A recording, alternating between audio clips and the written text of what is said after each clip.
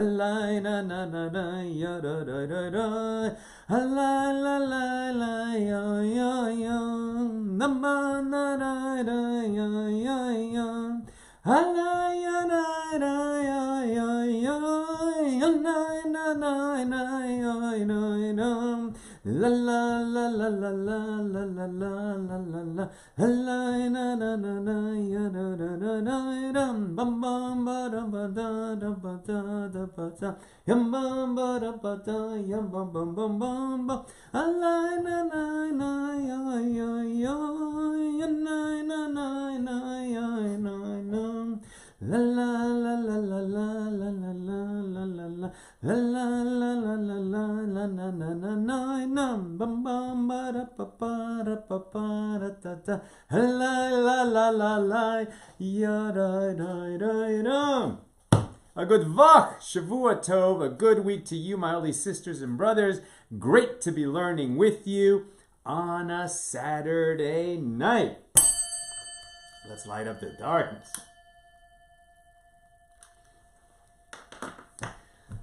Something to think about, keep in the back of your minds. This morning we read Torah portion, right? Last week's Torah portion that we read in synagogue. This morning, it's a double portion, Achrei Mos, which means after the deaths of Aaron's sons, Nadav and Avihu. And then the Yom Kippur service is detailed, what the high priest does. And then it was a double Torah portion, so the second portion, which when it's not a leap year, we double up some of the Torah portions. And that's portion Kedoshim, right, which includes the incredibly famous, important, and difficult to understand verse, "You shall be holy, for I, the Lord your God, am holy." Right? So what does that mean? And what is the connection? What does it mean that God is holy? What does it mean that because God is holy, we shall be holy? And what does it mean to be holy? There's a beautiful promise in that statement from God that we have the ability to be holy. Right? You shall be holy, so you have to work at it.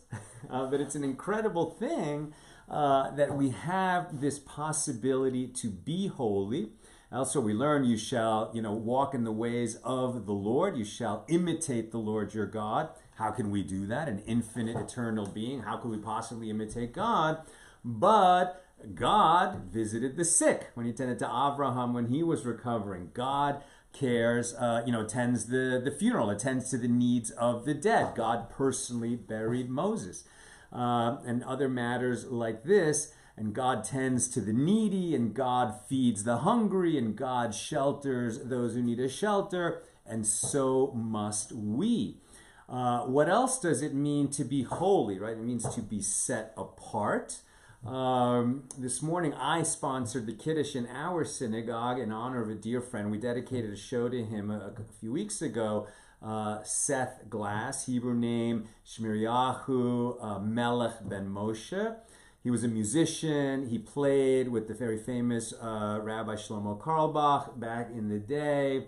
And Seth was a very interesting guy. And he said to me that he was always troubled by this verse that we sing from Isaiah. And we sing it every Saturday morning. And we say it every day in our prayers, the Kedusha prayer, where we say, like the angels, Kadosh, Kadosh, Kadosh, Hashem Tzvaot, right? Holy, holy, holy is the God of hosts.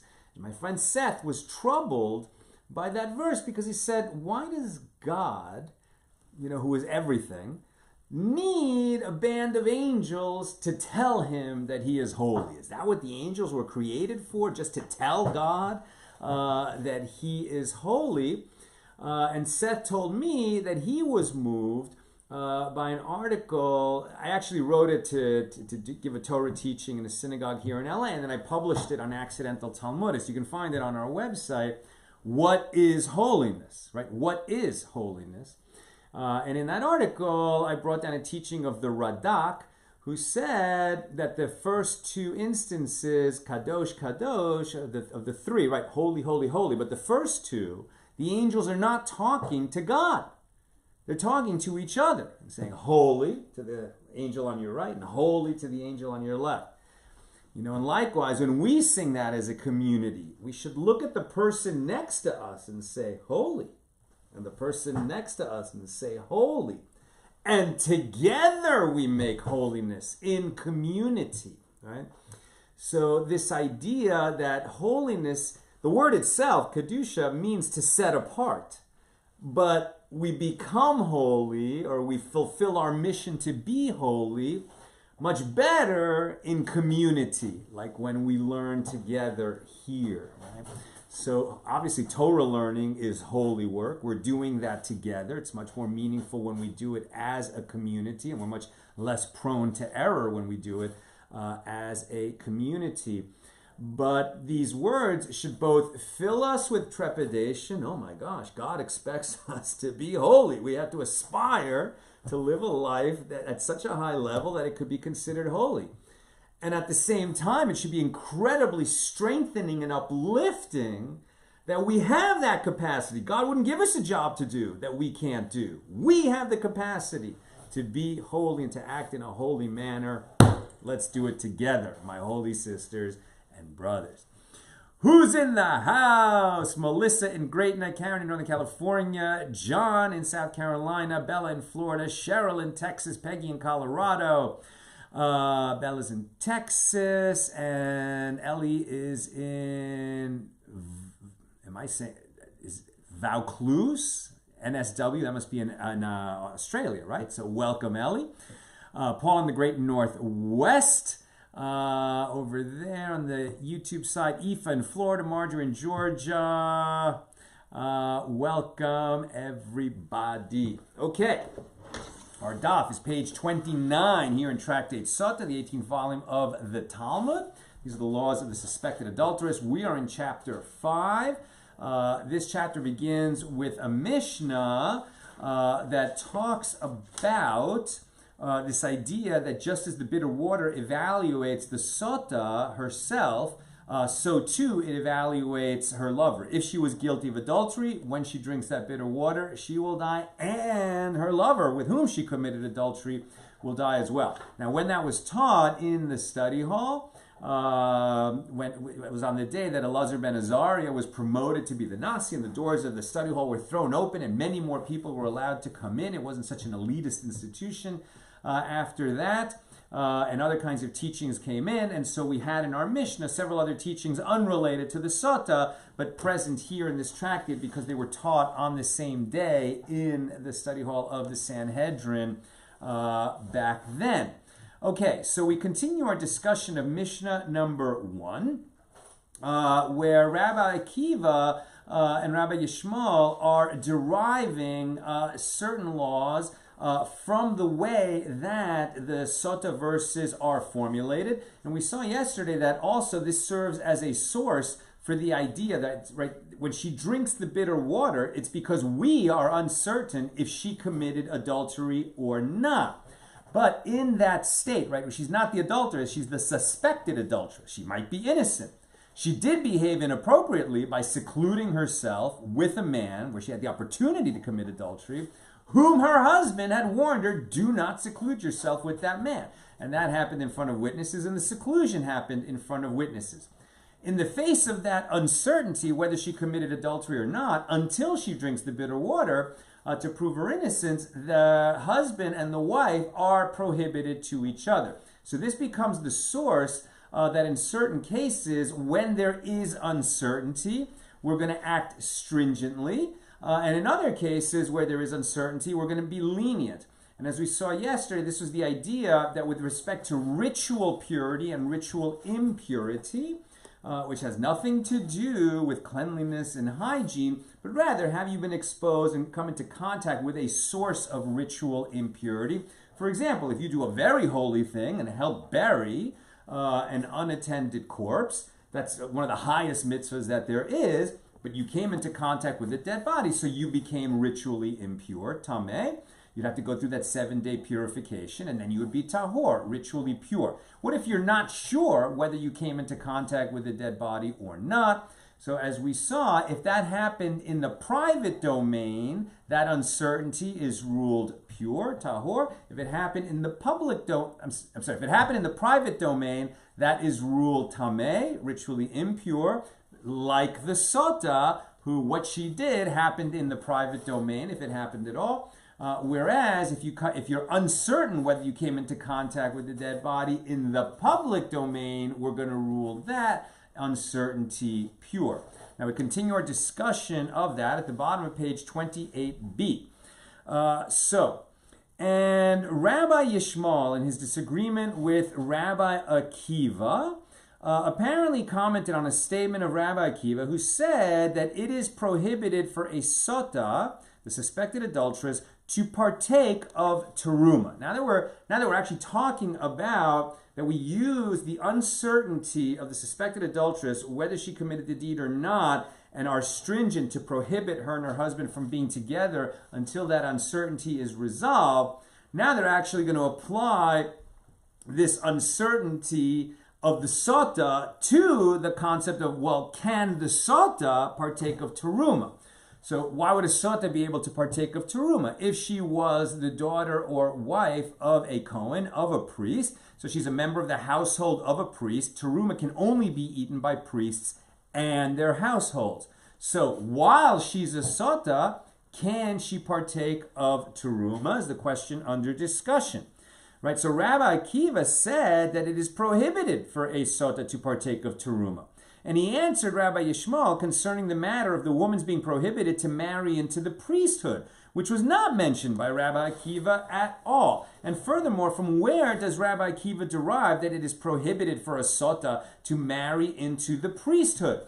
It's very interesting, right? So presumably if she proves her innocence, then she can marry into the priesthood. She can marry a priest. If she is a confirmed adulteress, or she confesses that she was an adulteress, she will not be able to marry a priest. So what about when she's a Sotah, right? When that the uncertainty is still there. So Rabbi Akiva says she cannot marry a priest. And if you would say that with regard to her prohibition against marrying into the priesthood, why would she be marrying a priest if she's a Sotah? Perhaps because while she's a Sotah, her husband died. And as we learned, if the husband dies while a Sotah is a Sotah, she does not drink the bitter water because the husband has to be alive for the ritual to be applicable. And she does not receive her ketubah payment, and now she's a single woman again. Can she marry a priest? Rabbi Akiva says no. And if you would say that with regard to her prohibition against marrying into the priesthood, a verse is not necessary, now we're on 29a, as the Torah has already rendered an uncertain case of a woman who has engaged in sexual intercourse with a man forbidden to her by the Torah, a zona, as though she is certainly a zona, right? A zona is a woman who had, inappropriate sexual relations. In modern Hebrew, I believe that word is used for a prostitute, but the legal meaning is a little different than that. But at any rate, she did something she was certainly not supposed to do.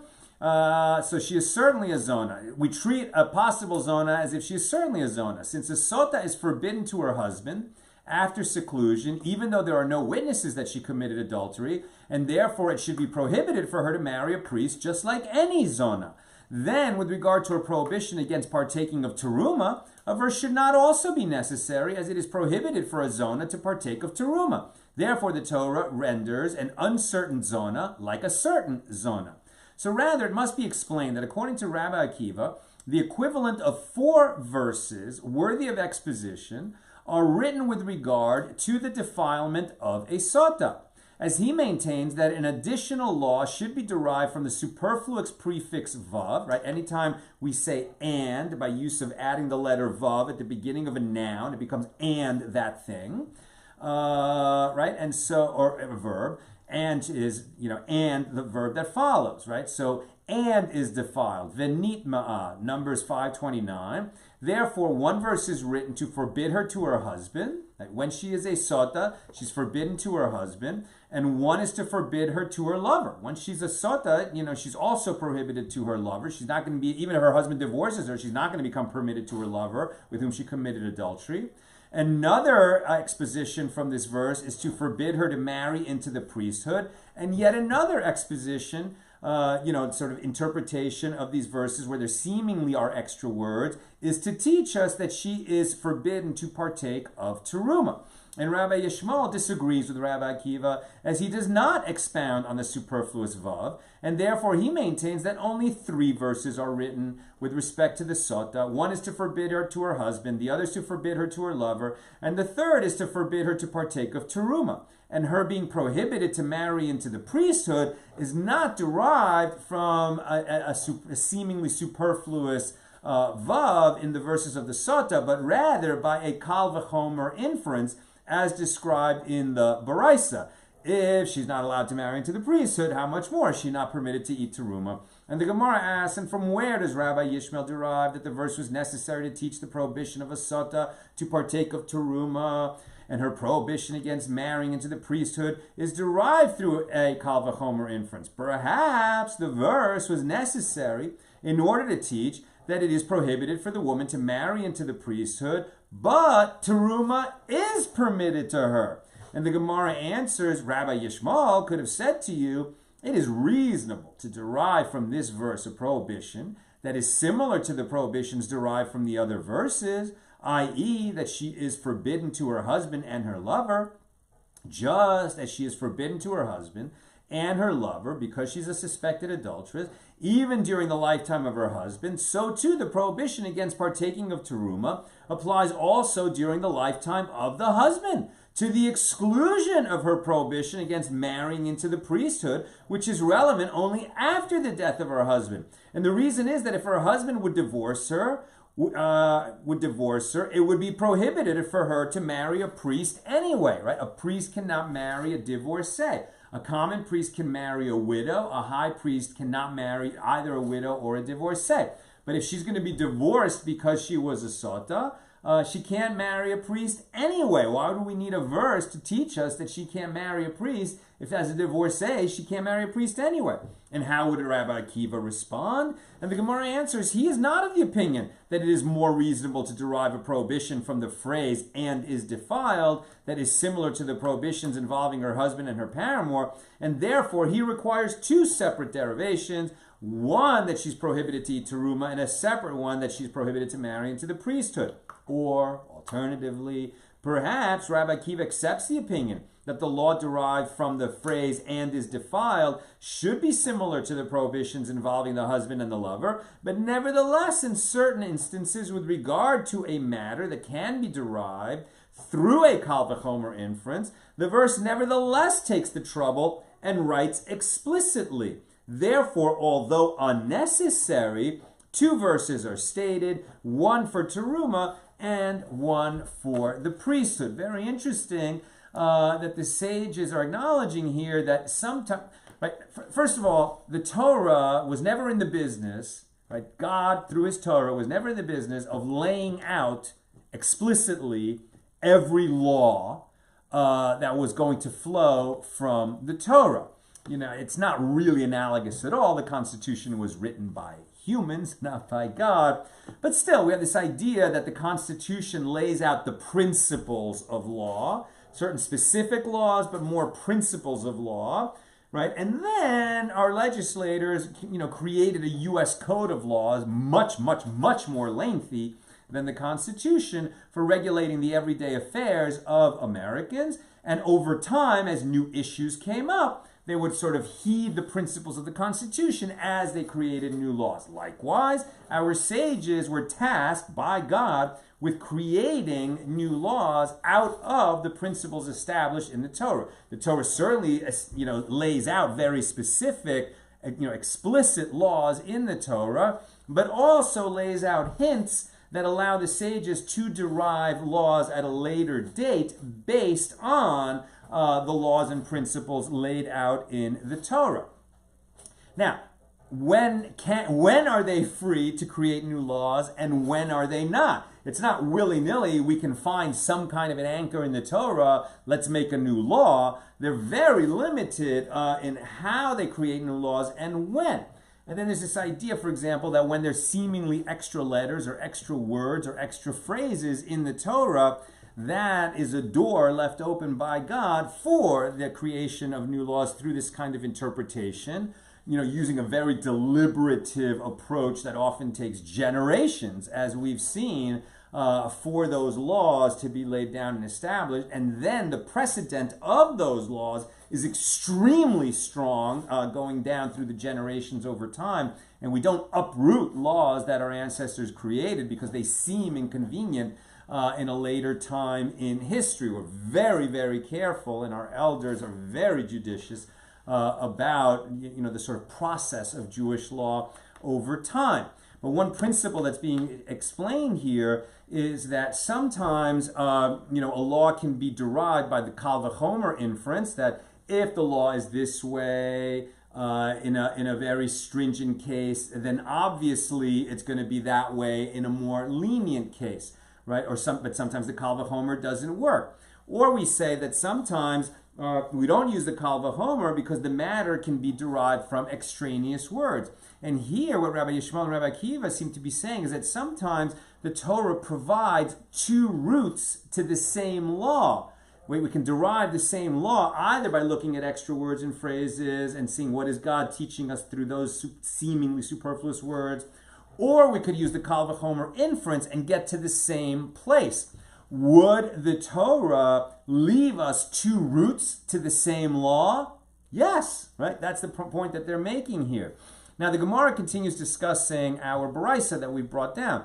Rav Gidel said that Rav said, the law with regard to an entity that has awareness in order for it to be asked, and an entity that lacks awareness in order for it to be asked, in cases of uncertain ritual impurity, right? This idea that we started to look at yesterday, because we're deriving that in cases of uncertainty, whether something became tamei, right? Like if let's say that we're talking about some terumah, right? That's produce that was tithed by a farmer, given to a priest. The first 2% tithe goes to a priest. Now this is terumah, it's consecrated food. Like we talked about at the beginning of tonight, God gave humans the ability to make something holy, right? By setting it aside for the priest to fulfill this tithing obligation, we make that food holy. It can only be eaten in a state of ritual purity where the food remains pure and the priest who's eating it is in a state of ritual purity and the members of their household. In cases of uncertainty, we're going to say that if this happened in the private domain, we're going to say, like the Sotah, we're uncertain whether it became impure or not, but like the Sotah, we're going to be stringent and say that the food is prohibited because it might be impure. But then we're saying, okay, well, we're deriving a law about, a law from the area of law of the Sotah. Okay, the Sotah is dealing with humans who have a seichel, right, who have a brain capable of awareness, as opposed to just inanimate objects and pieces of food who don't have awareness. So for us to say that there's a case of uncertainty and we're going to be stringent about it, they're going to have this added requirement that there was the possibility that somebody witnessed that contraction of impurity, and if there was no maybe no one saw it, but there was the possibility that someone saw it, right? Like in other words, with the Sotah, when she secluded herself with her lover, okay, no one saw what happened behind closed doors, but the Sotah and her lover know whether they committed adultery or not. So there was an entity with awareness there. So likewise, when we're talking about, whether, like, we're not sure whether a dead creeping thing, a sheretz, fell into a clay oven and rendered it and its contents impure, but was someone nearby who could have witnessed it, that's going to have an effect on the outcome of that question, right? So Rav Gidel said that Rav said the law with regard to an entity that has awareness in order for it to be asked, and an entity that lacks awareness in order for it to be asked, in cases of uncertain terumah, ritual impurity, is derived from the verse, Leviticus 7:19, and the flesh that touches any impure thing shall not be eaten. Right? When we're talking about flesh that has to be in a state of tahara, ritual purity, where would we have that? Right? Where would we have that? So it could be that, first of all, a shepherd, he puts aside, he has to tithe his increase each year. In other words, the baby sheep that are born into his flock, some of them get tithed. Some of them could go to a priest as terumah. So there you could have flesh, actual meat that is terumah. or people bringing sin offerings in the temple. When the temple is standing, a sin offering, part of it goes up in smoke on the altar as a pleasing aroma to Hashem, and part of that sin offering is eaten by the priests who are serving in the temple at that time. In both these cases, the meat and the priest eating it have to be in a state of ritual purity, tahara. Okay, and where are we now? The fact that in a case of uncertainty, whether we're going to rule stringently or not, that this requires awareness. So this is derived from this verse, right? And the flesh that touches any impure thing shall not be eaten. What does that have to do with awareness? This would seem to indicate that specifically food that is impure, that is tamei, for certain is that which shall not be eaten. But food which is uncertain whether it is impure and uncertain whether it is pure can be eaten, right? So if it's uncertain whether the food became tamei or not, we're supposed to rule leniently and allow it to be eaten. However, say the latter clause of the verse, and as for the flesh, right, the same verse, Leviticus 7:19, right? So it started, and the flesh that touches any impure thing shall not be eaten, but it continues, and as for the flesh, everyone that is pure may eat the flesh, which would seem to indicate that specifically one who is pure for certain is one who shall eat meat, but one for whom it is uncertain whether he is impure and uncertain whether he is pure shall not eat. Right? So with respect to the terumah itself, whether if we're uncertain whether it became impure or not, we rule leniently. But with respect to the priest who's eating it, if we're uncertain whether or not he is pure or impure, we rule stringently. So rather, must one not conclude from it that the Torah differentiates between two different types of uncertainty? Here, the latter clause, which discusses every person that is pure, is referring to an entity that has awareness in order for it to be asked. For example, a person who is considered impure if he is uncertain whether he contracted ritual impurity. Right? Why? Because he should know. A person should know whether he contracted impurity or not.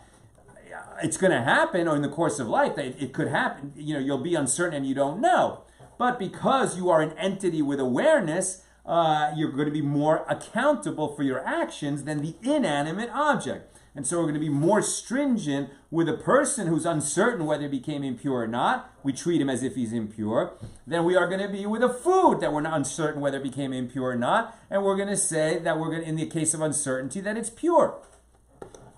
Now the Gemara explains the need for two separate derivations concerning uncertain contractions of ritual impurity. And the derivation that Rav Gidel said that Rav said was necessary, and it was also necessary to derive the principle of uncertain ritual impurity from the Sotah, right? Rav Gidel and Rav are deriving from this, just looking at the verse and saying, okay, well, it's a difference between the priest, whether his uncertainty is, has a different outcome than if we're just uncertain whether food contracted impurity. That's one derivation. And the other derivation is, no, we're going to apply the law of the Sotah to cases of uncertain ritual impurity. Why would we need two totally different derivations for the same principle of law? And the Gemara says we need both derivations, and here's why.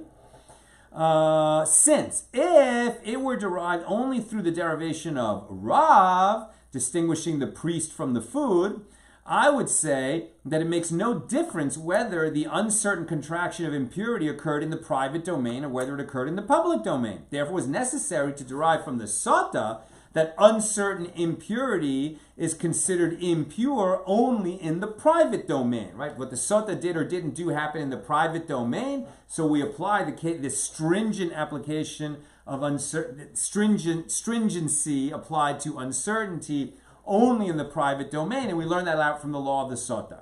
And if it is derived only from Sotah, I would say that similar to the Sotah, where both the woman and her paramour possess awareness in order to be asked if they committed the act, so too items with uncertain impurity should not be deemed impure unless there is awareness on the part of both the one who touches the impure item and the one who causes him to touch, i.e. the agent of impurity and the recipient of impurity are both competent people. Therefore, the derivation of Rav was necessary, as it teaches that an uncertain case of impurity in the private domain, one is deemed impure, even if only the contractor of the impurity possesses the awareness to be asked.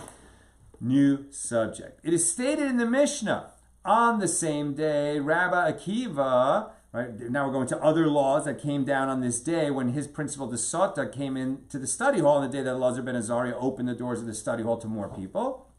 On that same day, Rabbi Akiva interpreted the phrase, shall be impure, in the verse, and every earthen vessel, every clay vessel, into which any of them falls, the sherets, the dead creeping thing, whatever is in it shall be impure, and you shall break it, as indicating that a loaf of bread that has second-degree ritual impurity, meaning it was touched by something else that was impure, can render other food with which it comes into contact impure with third-degree impurity.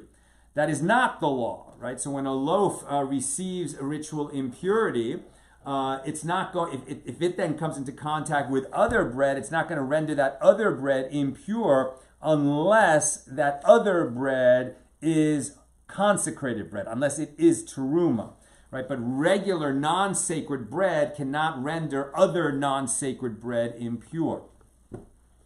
But Rabbi Akiva said that it would. So Rabbi Yehoshua related that Rabbi Yochanan ben Zakkai had predicted that a future generation would purify a loaf that contracted third-degree impurity, as there is no explicit verse in the Torah stating that this degree of impurity exists. You see that Rabbi Yochanan ben Zakkai in his generation said, I'm not comfortable with this law. I don't think that one loaf should be able to transmit impurity to another non-sacred loaf, but we don't have a proof for that yet, so we're going to act stringently. But certainly a brilliant generation will come in the future that is able to rule leniently, right? Often we say that it takes a greater mind to be lenient than to be stringent. It's easier to be stringent than just say, no, stay away from it. It's more difficult to find a principle in the law that will permit than one to prohibit. So Rabbi Yochanan ben Zakkai said, I can't find it. We haven't found it in our generation, but a future generation will permit this. Or rather will be lenient and say that that loaf does not transmit impurity to the next non-sacred loaf. And so they're commenting in the Mishna that, well, that's what Rabbi Yochanan ben Zakkai predicted, but Rabbi Akiva, the student of Rabbi Yochanan ben Zakkai's student, Rabbi Akiva came along and said, no, in fact, we're going to be even more stringent. So the Gemara asks, but since the loaf does not have an explicit verse stating that it is impure, why did Rabbi Yochanan ben Zakkai himself maintain that it is impure? Why be stringent if the Torah does not seem to prohibit that? And Rav Yehuda says that Rabbi Yochanan ben Zakkai maintained that although it has no explicit basis from a verse in the Torah, it has proof for its impurity through a kal v'chomer inference.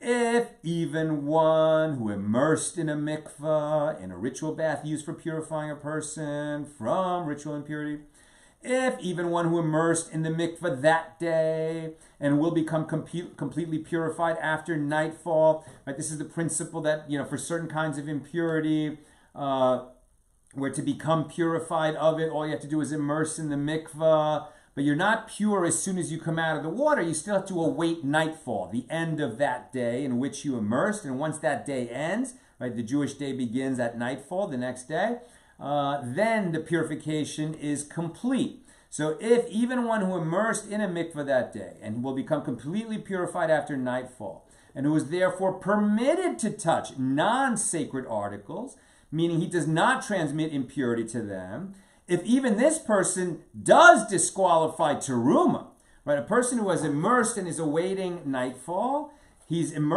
purified from his impurity, but he still has a residue of impurity until the day ends. So if he touches non-sacred food, he will not render it impure. But if he touches terumah, which has to be maintained at a higher level of sanctity, kept apart even from the tevel yom, the one who immersed and is awaiting nightfall, and if he comes into contact with that terumah, he will render it impure. Right, so if even this one who can touch non-sacred articles without rendering them impure, but if he touches terumah, he does disqualify the terumah. Then, with regard to a loaf that has second-degree impurity as a result of contact with an impure item of the first degree, which is disqualified, i.e. it is rendered impure, even if it is non-sacred, isn't it logical that it should impart third-degree impurity upon terumah? And the Gemara challenges this kal v'chomer inference that apparently Rabbi Yochanan ben Zakkai made in order to disqualify, food that touched other food. Should have been refuted. It can be refuted. What is unique about one who was ritually impure and he immersed in the mikvah and he's waiting for nightfall to complete his purification? What is unique about him is that he was a primary source of impurity, right? He as a person is a primary source of impurity, unlike the bread that he might have touched. So he therefore retains his stringent status even after immersion with regard to his capability of disqualifying terumah. But the loaf, by contrast, it does not have the same kind of impurity as a human. A human has first-degree impurity. The loaf only has second-degree impurity, and it cannot transmit its impurity to another non-sacred loaf. And therefore, it should be treated more leniently. Now, the Gemara answers, derive this law from one who immersed that day and who never was a primary source of impurity, as he was rendered impure only through contact with a creeping animal. He himself was not the source of impurity. He wasn't a mitzora, one dealing with tzaras. He wasn't one who had a nighttime emission, a liquid emission from his body.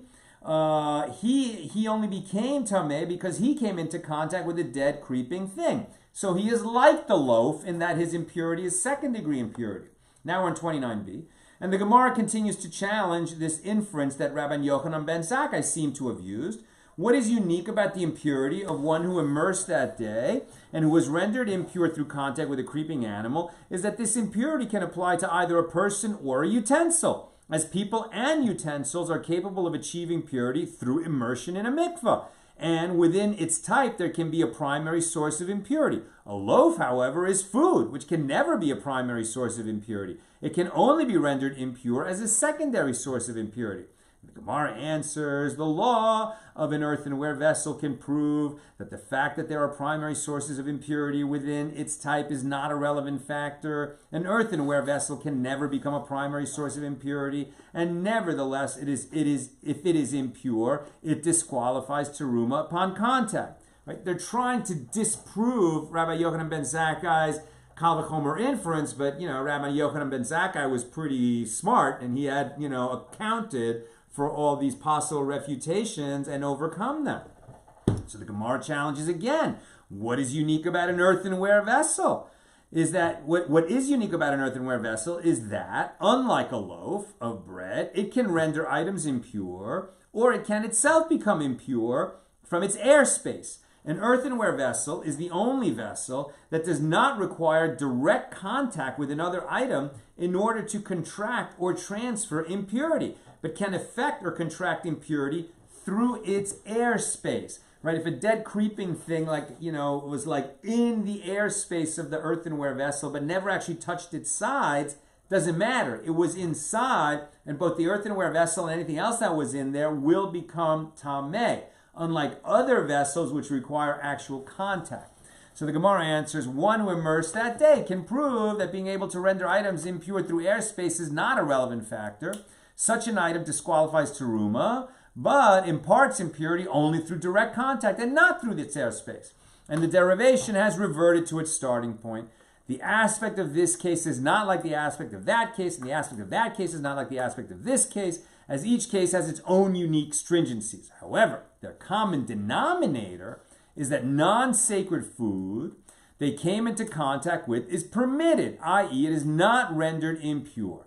Right? That the loaf and the guy who has immersed but is awaiting nightfall can touch a non-sacred loaf of bread and not render it impure. But if this impure loaf of bread or the tevel yom, the one who immersed in the mikvah and is awaiting nightfall, if either of them touch terumah, they will disqualify the terumah because it's sacred food that has to be maintained at a higher level of sanctity, of purity. Therefore, Rabbi Yochanan ben Zakkai infers the kal v'chomer inference that all the more so, a loaf that contracted second degree impurity, which is disqualified, rendered impure, even if it is non-sacred, should also disqualify terumah with which it comes into contact. This was Rabbi Yochanan ben Zakkai logical kal v'chomer inference that led him to rule that a loaf of second degree impurity status disqualifies terumah, which that we agree with. I thought we were talking about whether that loaf can disqualify another non-sacred loaf. And another generation, i.e. the later generation of Rabbi Yochanan ben Zakkai, predicted that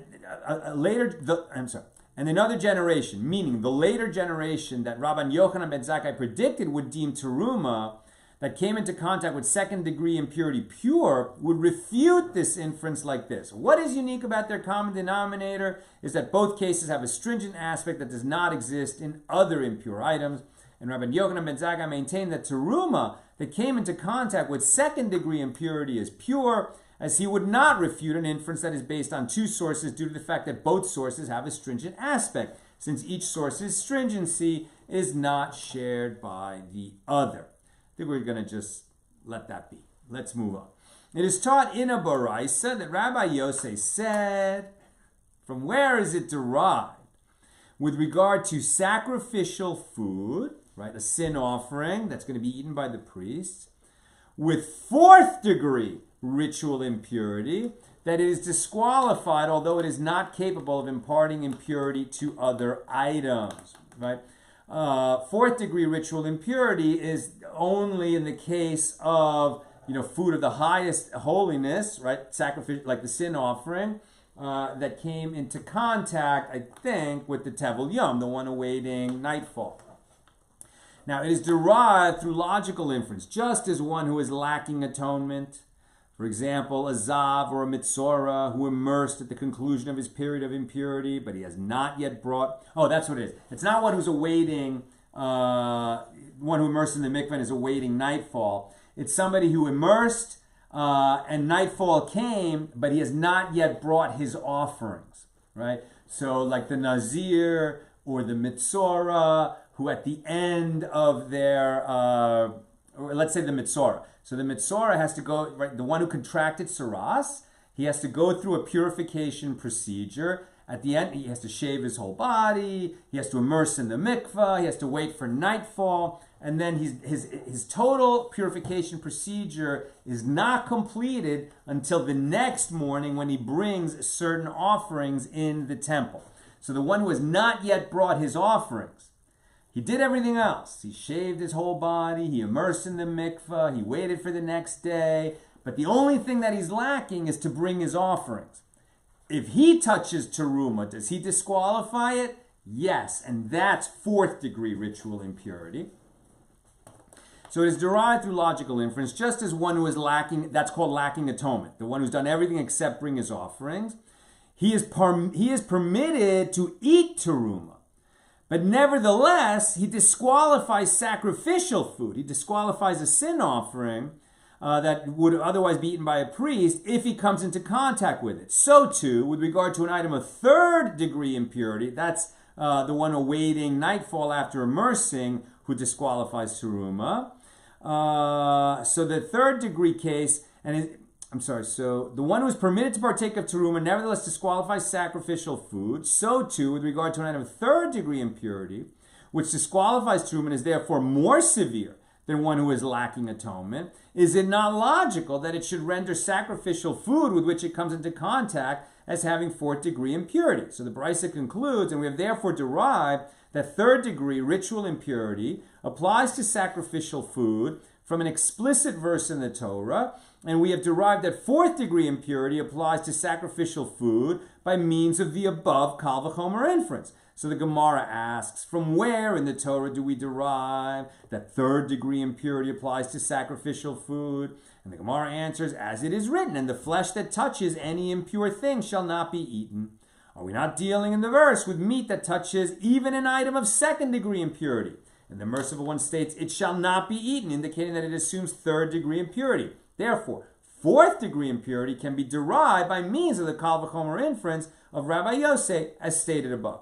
Rabbi Yochanan says, with regard to the reasoning behind the distinguished Rabbi Yosef's kal v'chomer inference, I do not know what it is, as the response to his inference is right by its side. Food whose impurity came from contact with one who immersed that day but is awaiting nightfall can prove that a degree of impurity that disqualifies terumah does not necessarily impart fourth degree impurity to sacrificial food.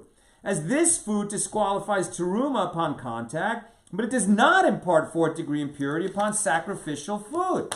As it is taught in a baraisa that Abba Shaul says with regard to one who immersed that day, until sunset, he is treated as one who is impure with first degree impurity vis-a-vis sacrificial food, in that he is able to render 2 items of sacrificial food impure and to disqualify 1 additional item. In other words, the first item of sacrificial food that he touches assumes the status of second degree impurity.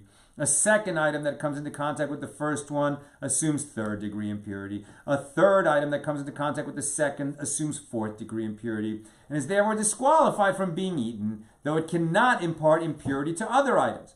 Rabbi Meir says, one who immersed that day is considered impure with second degree impurity, even vis-a-vis sacrificial food, and as such renders only 1 item impure and disqualifies 1 additional item.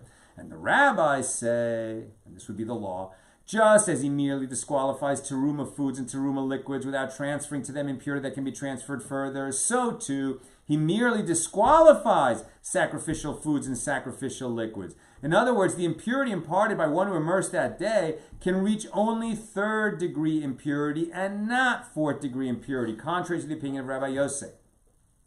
Rav Papa objects to Rabbi Yochanan's argument. From where is the presumption derived that Rabbi Yosef holds in accordance with the opinion of the rabbis? Perhaps he holds in accordance with the opinion of Abba Shaul, who says that one who immersed that day is able to render 2 items of sacrificial food impure and to disqualify 1 additional item. And the Gemara answers, if it enters your mind that Rabbi Yosef holds in accordance with the opinion of Abba Shaul, he should have brought proof for the existence of a 4th degree of ritual impurity with regard to sacrificial food from the case of food whose impurity came from one who immersed that day, like this. Just as with regard to food whose impurity came from one who immersed that day, while the one who immersed that day is himself permitted to consume non-sacred food, nevertheless you say that the food imparts 4th degree impurity status upon sacrificial food, then with regard to food whose 3rd degree impurity came from contact with an item of 2nd degree impurity, in which case the item with the 2nd degree impurity is itself forbidden, i.e. it is impure, then even if it is non-sacred food, isn't it logical to infer that it should be able to impart 4th degree impurity upon sacrificial food? I'm so close to being done. If you got questions or comments, get them in now. And if you would say that the reason Rabbi Yosef did not employ this kal v'chomer inference is because it can be refuted as follows. What is unique about one who immersed that day is that prior to his immersion, he was a primary source of impurity. Well, this cannot be, as Rabbi Yosef brought proof for the existence of a 4th degree of impurity from the case of one who has not yet brought an atonement offering, who was also a primary source of impurity prior to his immersion. And Rabbi Yosef clearly did not refute the proof due to this factor. So therefore, the reason Rabbi Yosef did not employ a kal v'chomer inference from the case of food that contracted impurity from one who immersed that day is clearly that he disagrees with the opinion of Abba Shaul. Consequently, Rabbi Yochanan concluded that he cannot understand Rabbi Yosef's reasoning. So if you cannot understand Rabbi Yosef's reasoning, you are in good company. I'll go to questions or comments now. Bottom line, what we're seeing here is a little bit of an insight. It's like if the Talmud itself, right, is like doing high level algebra and trigonometry. So this passage is calculus, advanced calculus, right? But here we're just getting a little bit of a peek into how the sages derived these very nuanced but important distinctions between how tumah, ritual impurity, can be transmitted and where it can be transmitted and where it cannot be transmitted. And the practical matter, in other words, why this made a difference, is for us to understand, okay, well, somebody who was, visiting the temple to bring an offering, and because he was impure, and then before he finished his purification, perhaps all he had left to do was to bring his own offerings to finish that purification, even though he had already immersed and he was already allowed to eat terumah, but he hadn't brought his own offerings yet. If he could disqualify a sin offering, can he also disqualify terumah? Can he also disqualify non-sacred food? These are the kinds of questions they had to ask and answer, because when the temple was standing, the priests needed to know whether certain foods could be eaten or not. That at the end of the day, that's what they needed to know. Can we eat that or can we not eat that? Okay. Let's go to questions or comments on Sotah 29.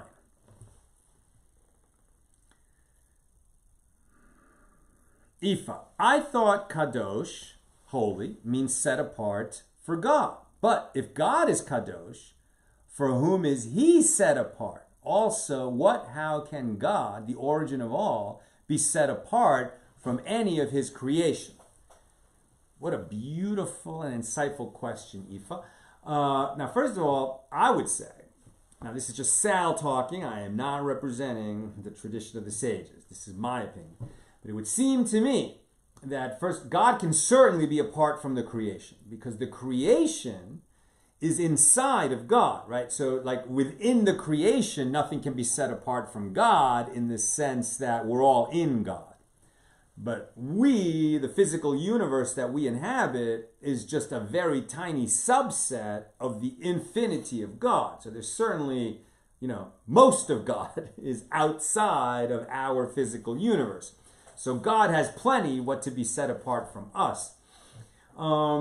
But in terms of, if we are holy, if we want to act in a holy manner, that means that we're setting ourselves aside to act for God. Good, that's a nice definition. What would it mean for God to be holy, to set himself apart? I was talking with Nina about this today at lunch. And this is completely from me. I don't have a source for this except to say that Rabbi David Aaron teaches that God is not limited in any way. Right? There's no limitation on God. God's infinity cannot be limited in any way. Which means that God also has the capacity to learn. Right? God has the capacity to rise in wisdom, in holiness, in kindness, right? Even though he's perfect, Rabbi Aaron calls this dynamic perfection, right? That we wouldn't want to limit God and to say that in his perfection, he has no capacity for growth. God has to have a capacity for growth. How could God grow? Well, one answer for that is that God grows through us. Like we're manifestations of God. Let's say we're characters in God's dream, as it were. So anything that we do, in a sense, is what God is doing. And when we grow, that's a form of God growing. Almost in the way that, when our children do a good thing, like we feel inside, we feel a kind of, love and approval and just like an innate good feeling when our kids do good. It's not the same. The analogy absolutely breaks down. But, it seems to me like, imagine the opposite. I mean, did God somehow pulled God's self into being? We can't understand that. Right? The human mind only operates with things that have a beginning and an end. We can't understand something that has no beginning, that was always there. That doesn't make sense to us, but that is the case with God. So somehow God pulled God's self into being. Okay, then God chose to be holy. God chose to be good. God chose to establish a universe in which good and treating others with kindness is valorized, right? God didn't have to do that. There's no law outside of God. God didn't come into being and then follow principles that pre-existed God. God created those principles. God chose to do good. So in a sense, when God said, I chose to do good, so you choose to do good, that is a way that we can, be holy like God is holy, and we can work in the ways of God. Peggy says, is any kind of milk impure? I mean, any food can be rendered impure. Are you saying, is it impure? First of all, remember, we're distinguishing purity from kashrus. That's different, right? Whether a food is permitted or not, like in other words, a human can drink the milk of a kosher animal and cannot drink the milk of an unkosher animal. But that's not the same as pure and impure. When we're talking about ritual purity and ritual impurity, that would be like, let's say cow's milk, that's permitted. But if it came into contact with a source of impurity, it would be rendered impure, and then a priest could not eat it, but a non-priest could, right? So those are different concepts. Karen, what qualifies a creeping animal? Mice, or is it only non-mammals like centipedes and beetles? Yeah, I don't have the list at on the tip of my tongue, but I'd have to Google it. It's sort of like this. It's not all small animals are dead creeping things. There's certain categories. Definitely mice and certain insects are included in that, but it's not all small mammals or all insects. So I don't remember, which are on the list and which are not. But it's only when they're dead that they impart terumah, right? And if they fall into the clay oven, would render it impure. It's not any dead thing. And Joseph, Yochanan ben Zakkai is Rabbi. No, Rabbi is Yehuda Hanasi. Yochanan ben Zakkai was the Nasi of the Sanhedrin at the time that the Second Temple fell. Or rather, he was the leader of the community, and he brought Rabban Gamliel out to be the Nasi. He's the one who negotiated with the general, the Roman general, give me Yavne and its sages. But he was sort of like the most learned rabbi in his generation. So Rabbi Yochanan ben Zakkai was there, in like the year 70 of the Common Era.